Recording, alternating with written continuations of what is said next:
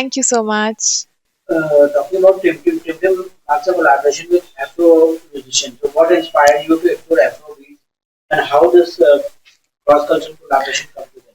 I think काफ़ी सारे लोग आजकल क्रॉस कल्चर कोलैबोरेशन कर रहे हैं, be it Diljit, be it Karan Aujla and Badshah and everybody, like they are trying their hands on different kind of music. तो आई थॉट दैट हमने जब टिम पहले रिलीज रिकॉर्ड किया था तो उस टाइम पे हमने सोचा था कि इसको हम अरेबिक फ्लेवर देंगे. बट उसके बाद हमने थोड़ा एक्सपेरिमेंट किया and we tried our hands on this Afro beats and it sounded amazing. And thankfully मेरे दोस्त दावूची, उनको मैं बहुत पहले से जानती थी एंड आई न्यू कि वो बहुत अच्छा रैप करते हैं and वो बहुत अमेजिंग, उनके वोकल्स बहुत अमेजिंग है. तो this was the time to talk to him and ask him to collaborate with me on this song. So yes, that's As all. an independent artist, how much creative control do you have over Tim Tim, from composition to visuals? Uh, Everything. I mean, so I'm signed with OSM Records, and my label is not a label wherein वो एक चीज बोल देते हैं और आपको वही चीज करनी होती है. They are so supportive. They're like, whatever you want to do, whatever creative inputs you want to give, you can. In fact, in the video as well, मुझे लगता है कि director of course is there जिनके idea होते हैं, ideation होते हैं. But मेरा जो हमेशा जब भी मैं एक गाना बनाती हूँ और उसके साथ जैसे ही मैं वो गाना पहली बार सुनती हूँ, मेरे दिमाग में ना एक विजुअल उसका पूरा सेट हो जाता है कि ये विजुअल आइडिया होना चाहिए. तो आई थिंक बहुत ज्यादा मैं अपने इनपुट्स देती हूँ, बी इट द ऑडियो और B it the video. What challenges did you face by blending Indian sensibilities and Afro music? How did you overcome them? There was no difficulties in that. I mean, Davuchi was he's amazing. He's really good, very very good artist. जिन्होंने इसका music करा है मो fusion, तो मो fusion से ही दवूची connected थे. And मो फ्यूजन इज अमेजिंग. मतलब मुझे मुझे जो लगता था, अगर मैं उनको बोलती थी कि मुझे थोड़ा एफ्रो इसमें कम चाहिए या एफ्रो थोड़ा ज़्यादा चाहिए या इंडियन बीट्स थोड़ी ज़्यादा चाहिए या हुक थोड़ा और ज़्यादा पेपी होना चाहिए, तो मतलब वो बहुत ही मेरे इनपुट्स बहुत अच्छे से लेते थे. तो I don't think, I mean, there was any kind of difficulty. Did you see yourself experimenting more with global musical genres in the future, or do you feel rooted in particular genre? Of course, I mean, I would love to collaborate with global artists. That's a dream. मतलब एक दिन मैं it's too early to से, but अगर मैं कभी Ariana Grande या Taylor Swift जैसे जो आर्टिस्ट हैं उनके साथ कोलैब कर पाऊँ, तो it will be a dream come true. And would love to have that. अगर मेरे पास ऐसी अपॉर्चुनिटी आती है तो definitely I am gonna say yes. How do you personally define success for an independent singer like Tim Tim? Numbers, reach, or emotional content with listeners? I think गाना गाने का एक मोटिव होता है, हर गाने का एक मोटिव होता है, राइट? जैसे चीटर था, तो चीटर का मोटिव था कि वो लोगों को डेडिकेट करना, मतलब एक कपल अपने पार्टनर को डेडिकेट कर रहा है, वो उसका मोटिव था कि 100% जो भी सुनेगा ये गाना वो अपने पार्टनर को डेडिकेट करेगा. उसके बाद अल्फाज गाना आया, तो अल्फाज का एक मोटिव था कि जो भी लोग लॉन्ग ड्राइव पे जाएंगे, गाड़ी चलाएंगे, तो वो लोग इस गाने को सुनेंगे. एंड टिमटिम का भी यही एक मोटिव है कि जो भी लोग सुनेंगे वो लोग डांस ज़रूर करेंगे. और आई थिंक मुझे इनपुट्स भी वही आ रहे हैं, मुझे जो भी लोग ये गाना सुन रहे हैं यही सुनने को मिल रहा है कि हम जैसे हम गाना सुन रहे हैं हम नाच रहे हैं. मतलब क्या गाना बनाया है, मेरे पैर नहीं रुक रहे हैं. तो that is the whole you know thing, कि मतलब अगर आपने आपका जो भी आप सोच रहे हो कि इस गाने में हम लोगों को नचाएंगे और अगर वो हो रहा है, तो I think you are already successful. You have shared screenplays with particular personalities like Abhishek Balan and Harsh Gulzar. So, what was working with such diverse talents taught you as an actor? I think दो हर एक इंसान, मतलब चलो ये तो आप हर्ष और अभिषेक की बात कर रहे हो, उसके अलावा भी मैंने बहुत सारे आर्टिस्ट के साथ काम किया है. मैंने मोहित हीरानंदानी के साथ काम किया है, मैंने अमित भटाना के साथ काम किया है. हर एक आर्टिस्ट से आप कुछ ना कुछ सीखने को आपको मिलता है.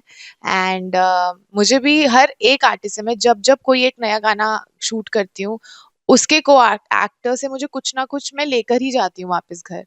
Abhishek say, being true to your work, of course, I have learned, and Harsh say being full of energy in the shoot, that I have learned. So yes. Uh, how do you balance being both an actor and a musician? Uh, do these two creative worlds influence each other? They complement each other. I wouldn't say that there's some एक cross वो हो जाता है, but they complement each other. अभी कितने सारे ऐसे projects हैं जहाँ पे आने वाले टाइम पे आपको सुनने को मिलेगा कि मतलब मैं उन प्रोजेक्ट्स का पार्ट नहीं हूँ, but I have heard of those projects. मुझे भी उनके लिए कॉल्स आए थे. तो उसमें एक्टिंग और वही लोग से एक्टिंग कर रहे हैं जो लोग गाना गा सकते हैं. मतलब बेसिकली इट्स मैं ज्यादा ज्यादा कुछ बोल नहीं पाऊंगी इस चीज में, बट सडनली मेरे दिमाग में आया तो मेरा मन किया कि मैं शेयर करूं. तो उसमें the actors are the singers, like the singers are the actors. तो इट्स टू रियल. तो अगर आप सिंगर भी हो, आप डांसर भी हो, आप एक्टर भी हो, तो आई थिंक वो आपको कॉम्प्लीमेंट ही करता है आपके करियर में. In today's content-driven industry, how important do you think versatility for an artist? Like you? Versatility is very important, क्योंकि ऑनलाइन इतने सारे इन्फ्लुएंसर्स आ चुके हैं, इतने क्रिएटर्स आ चुके हैं, इतना ज्यादा टैलेंट है अब इस इंडस्ट्री में. अगर आप एक ही रास्ते पर चलते रहोगे, आप वही चीज करते रहोगे जो आप कर रहे हो, आप कुछ नया ट्राई नहीं करोगे, तो मुझे लगता है कि उस इंसान की अभी इस इंडस्ट्री में जगह है नहीं. अम, तो मुझे लगता है versatility is very important. You have to explore different things every day.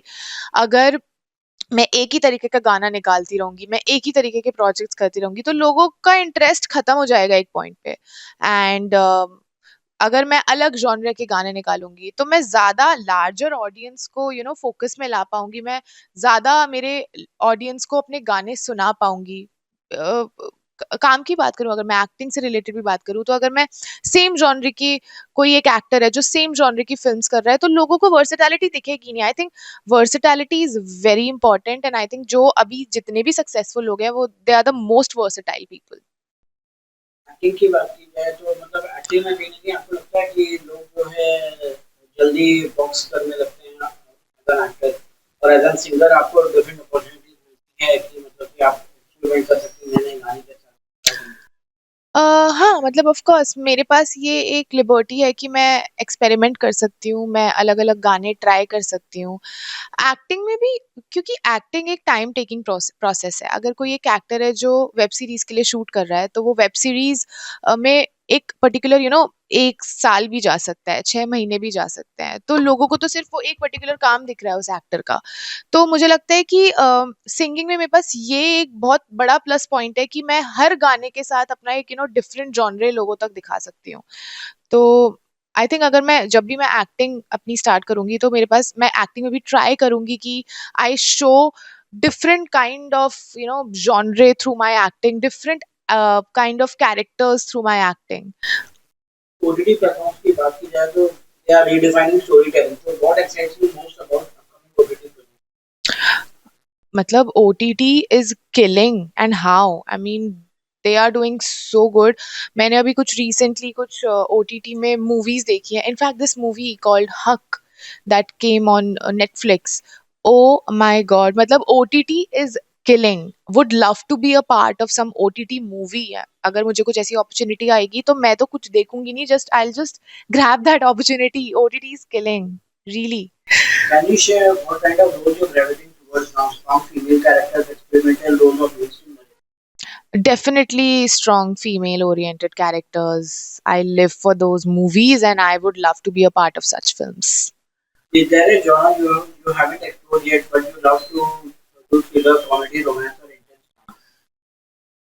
Uh, I think thriller, horror and thriller. How do you prepare differently for OTT projects compared to music videos or short format? uh, I haven't done any OTT, तो उसमें मैं कुछ बोल नहीं पाऊंगी, but film मतलब गानों के लिए, गाने के शूट के लिए तो definitely there is a process that goes on. First we record the song, then we wait for the final recording, final audio, and then of course we sit on the casting. And हम लोग decide करते हैं कि इस video में किस actor को लेना चाहिए, किस डायरेक्टर को ऑन बोर्ड लेना चाहिए इस वीडियो के लिए, and of course then we shoot. So this is a very long process that goes behind a song. Because बात की जाए तो रियलिटी शो का हमने सुना था कि आपको भी ऑफर आया था, तो it is not to be a game changer for many artist, so would you consider entering the Big Boss house of या 100%, 100% वुड लव टू। कैसा गेम होगा आपका, मतलब अपने रियल सेल्फ दिखाएंगे? ऑफ कोर्स, रियलिटी टीवी का मतलब ही होता है रियलिटी। तो 100% मैं वो उन लोगों में तो हूं नहीं कि मैं बिल्कुल ही मतलब एकदम फेक तो नहीं बोलूंगी, बट लाइक एकदम अलग ही गेम लेकर जा रही हूँ रियलिटी में। Would love to see people who real Chitranshi is, और उसके लिए मुझे बिल्कुल रियल होना पड़ेगा। Do you think reality shows today help showcase an artist's real personality, or do they add pressure to maintain an image?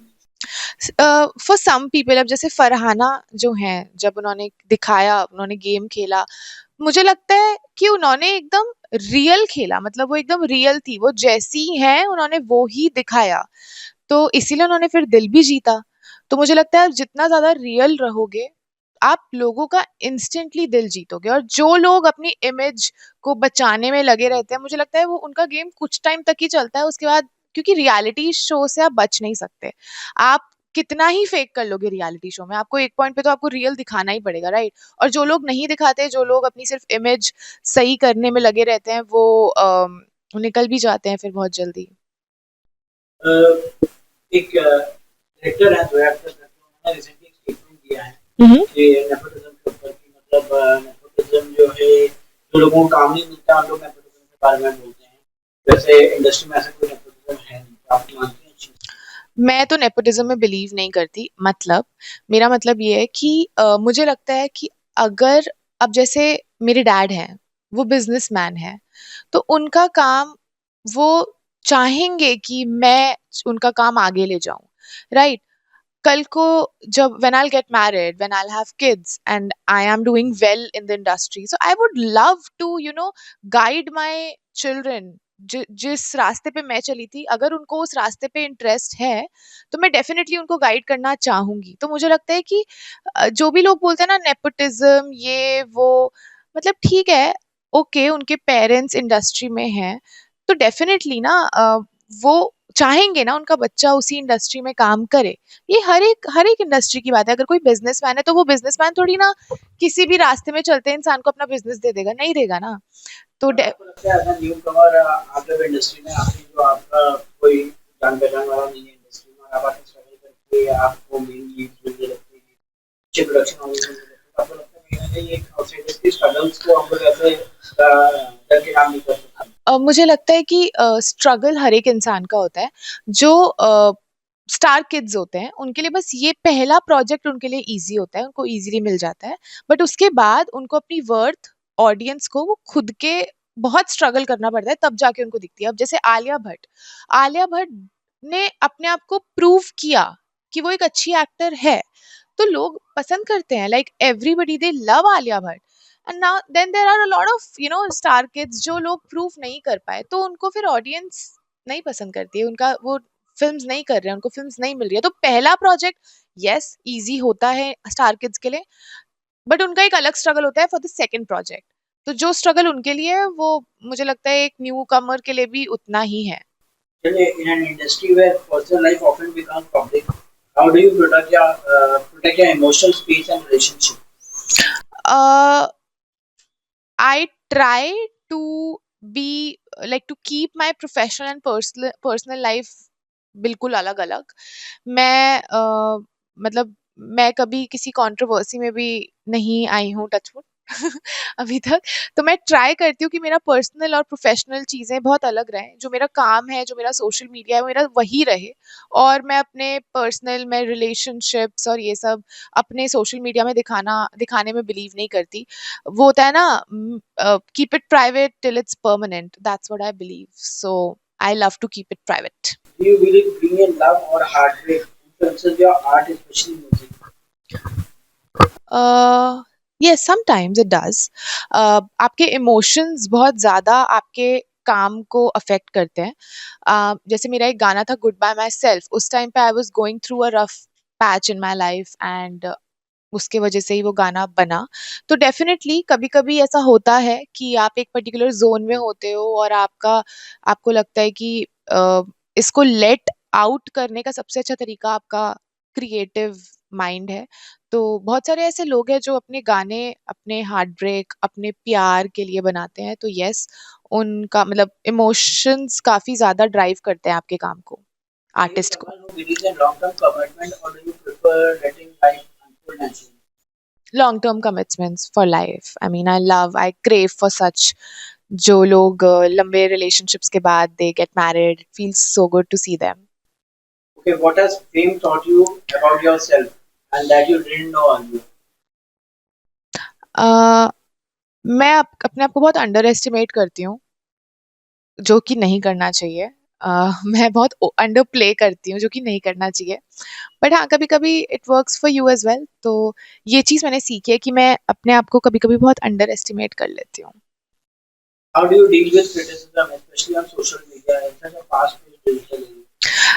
It's a part of the game, it's a part of everyday life. मतलब मैं कुछ photo भी post करती हूँ तो उसमें से आधे कमेंट्स ट्रोल कमेंट्स ही होते हैं, बिना बात के ट्रोल कमेंट्स। तो ट्रोलर्स, ना आप उन्हें जानते हो ना कभी आप उनको जान पाओगे, तो उनको जो बोलना है बोलते रहो, बोलने दो, आप अपना काम करते रहो।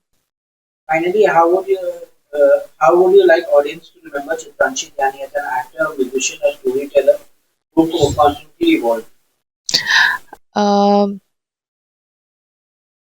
आई think who constantly evolved, and एक टैगलाइन है, a jack of all trades. तो that's what I want to say, क्योंकि I can do so much and I am so happy for that. मुझे मतलब ये बहुत कम लोग ऐसे होते हैं जो इतनी सारी चीजें अपने प्लेटर में ला सकते हैं। तो मैं वो हूँ जो ये सब चीजें कर सकती है। Okay, lastly, आपसे जानना चाहेंगे कि आपने जो और एक्टर्स के साथ काम किया था प्रीवियस एल्बम में, जैसे हरगिज लाल, रमेश कुमार, टिम्पल को एक उनका क्या कमेंट है? ओ, उनको बहुत अच्छा लगा गाना, दे लव्ड इट। हर्ष ने तो मुझे पर्सनली भी बोला कि गाना बहुत अच्छा है, बट चीटर से अच्छा नहीं है। मैंने बोला कोई बात नहीं, बोलता अगर मुझे ले लेते तो डेफिनेटली अच्छा हो जाता। मैंने बोला कोई बात नहीं, नेक्स्ट सॉन्ग। तो चीटर टू आ सकता है? 100%। या। Thank you.